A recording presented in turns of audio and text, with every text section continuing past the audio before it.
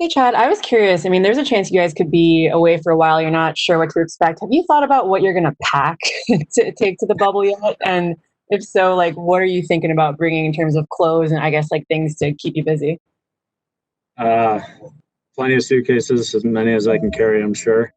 Um, lots of clothes for the hotel, kind of like loungy sweatpants, shorts, that kind of thing, and probably bring plenty of things to keep you busy, whether it's books or snacks and stuff like that. Next question's from Mike DeFabo. Go ahead, Mike. Chad, I appreciate you making some time for us. A couple guys have talked about how they got into rollerblading recently as a way to stay in shape. You growing up on the West Coast, I assume you did your fair share of rollerblading. I'm curious if you got back to your roots in any way in that I didn't do any rollerblading during the quarantine, but I grew up playing a lot of roller hockey, um, just about as much as ice hockey, and 'cause it's so popular out there, and it's great the guys are doing it. It's a really good way to stay in shape. Activates all the same type of muscles, so it was good. It's a good form of conditioning. Next question's from Taylor Haas. Go ahead, Taylor. Hi, Chad. What sorts of things were you able to do to keep in shape over the shutdown?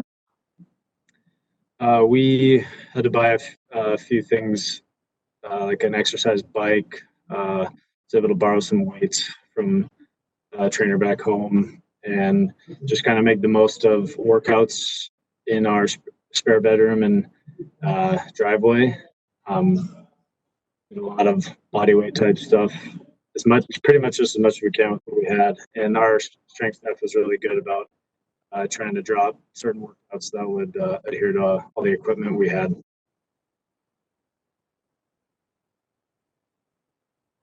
Next question's from Chris. Go ahead, Chris. Hey, Chad, I know it's just a practice and everything, but were you able, a guy like Patrick, was he noticeable just in terms of whether he is talking or presence or whatever, and having him back on the ice? Did that mean anything to you guys as a group? Oh, always. Patrick's a big part of this team, and you always know when he's on the ice or in the locker room. The vocal guy, and he's a good guy to have around at all times. So we loved having him back. And I don't know if you could tell him and Yuso, are their legs there, for sitting out an extra week and everybody else? They seem to have the appropriate hop that you need to have here with the season starting here in another week.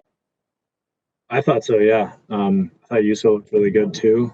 Their legs were there, pace, everything. If they go unnoticed in the practice, that means that they're keeping up and doing a good job. So I think that they're as ready as everyone else.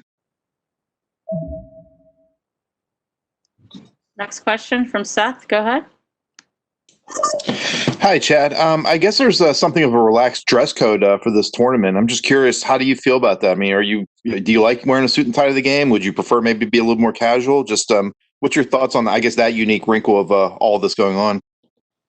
Yeah, that's something I haven't done in quite a few years. I don't think I think our team's probably going to try to do something fairly similar to each other. I'm not quite sure what it is yet, but I don't mind wearing a suit to the game. It's just like getting dressed to go to work, so kind of gets your mind right and feels like you're going there for business. So a suit's normal to me, and it doesn't bother me wearing one. Next question, Jenna Harner. Go ahead. Hey, Chad, what's the mood been like among you guys? And has there been a shift at all from that start of camp to now, knowing you guys are just about over a week out from these games here? Yeah, absolutely. Especially with the scrimmages we've had thus far, gets the intensity up, the competitiveness up. I think guys are hopefully getting out of that training camp mode and more into game battle ready mode. So we know it's going to be here within a week, so we'll be prepared for it. Next question's from Michelle. Go ahead, Michelle. Hey, Chad, this is kind of also non-hockey related, but a lot of the guys weren't able to get their haircuts during quarantine. Was it nice that that was something you didn't have to worry about at all? And then who do you think came to camp with the best quarantine flow? Yeah, luckily not something I got to deal with. had a beard for pretty much the whole quarantine. That got pretty ridiculous. Some guys decided to keep their hair going too. I know Tanev has been keeping his growing for quite a while now. Definitely not going to say it looks good, but it's long.